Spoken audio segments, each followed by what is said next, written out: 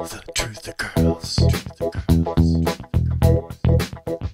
truth occurs. Hi everyone. Well, I've been researching some more about the Colorado shooter and I'm going to share with you what I found. Let's explore a few different hypotheses. Number one, the guy was crazy. He was, after all, a psychiatric patient. And he had also sent his psychiatrist a chilling notebook before the attack. His written statement that he planned to kill people, complete with illustrations with stick figures. Although this may or may not be true, and it may or may not have actually been written and illustrated by him. Also, he was fixated by altered states of mind, and also he was on Vicodin, apparently dosed up with 100 milligrams of Vicodin before he went on the killing spree. Vicodin's an opiate. It's not gonna make you crazy. Watch out for the Tylenol in it, though. That shit will kill you. Now, as for the evidence, first of all, the eyewitness testimony contradicts the official story. The official story is that James Holmes acted alone. However, the eyewitness testimony of some people is that there were probably at least two shooters or two people involved. Someone in the movie theater received a cell phone call and went to the exit door and then apparently let someone else in. Also that there were tear gas canisters coming from two different directions. And how about the physical evidence? The physical evidence, some of it also contradicts the official story. Second gas mask found at far corner. This is a very interesting video, a very likely hypothesis about something that happened. Apparently James Holmes was found in his car with the gas mask on, according to the official reports. But there's a second gas mask found at the scene all the way at the other end of the building.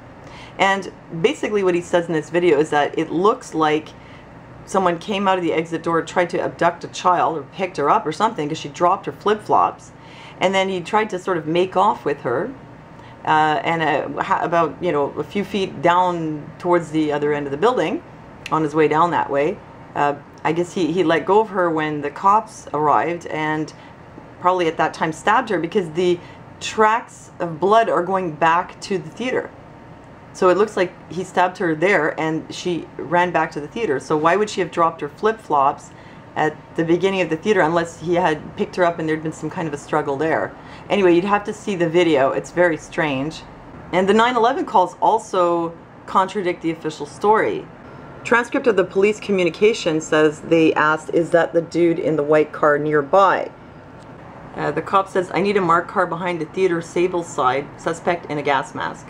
"We need car south side, suspect in a gas mask," says the dispatch. And the cop says, "Is that the dude in the white car nearby?" What he explains here is apparently cop 2 is already back there or looking down the rear of the building and he sees James Holmes already inside the white car. Sable side refers to Sable Street, which I believe the officer is intending to direct attention to the right side of the rear of the building, since he says rear of the building, Sable side, and coincidentally that's where the gas mask was found. So the second gas mask. But why is the evidence so full of contradictory statements and conflicts? Why is the official version so different than what you see on these transcripts and the eyewitness testimony? Well, here's a little something else about James Holmes. Mind control. Colorado shooter was one of 6 students with grant for elite neuroscience program. Okay, just being in a neuroscience program doesn't mean that you're under mind control, but James Holmes's mentor admits to mind manipulation. And in this article you can see a video of James Holmes speaking at summer camp when he was 18, where he's talking about temporal illusions, basically manipulating your perception of time.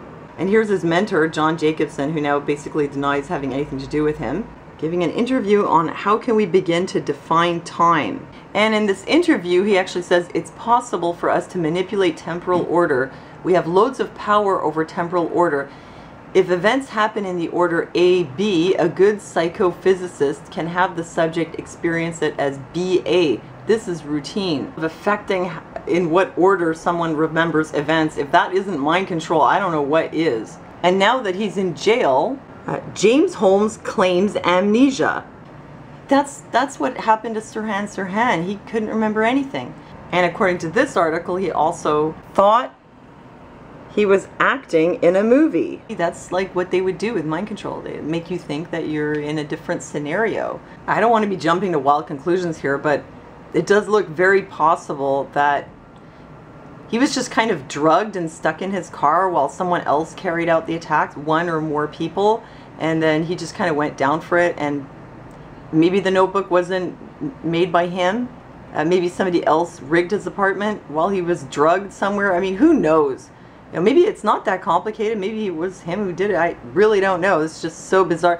But if ever there was a case where it looked like someone was a good candidate for being under mind control, this would be it. And another thing that's weird is real life shooting imitates training exercise at Parker Medical School. The medical students were doing an exercise that one of the scenarios was how to respond if a shooter fires at people in a movie theater and also uses a bomb in the attack. The irony is amazing, just amazing, said Rocky Vista Dean Dr. Bruce Dubin. Yeah, it certainly is amazing. And where have I heard this before? I've heard it so many times. 9/11, 7/7, well, the earthquake in Haiti, they were running a drill. The earthquake in New Zealand, they were running a drill. Oh, I've heard it so many times. And why would they be doing this? For the agenda of pushing gun control? Well, good luck with that, because as it turns out, you can make a gun with a 3D printer now.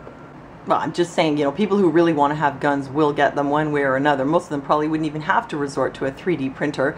They could just get them from the mob or maybe the government, like in that Operation Fast and Furious.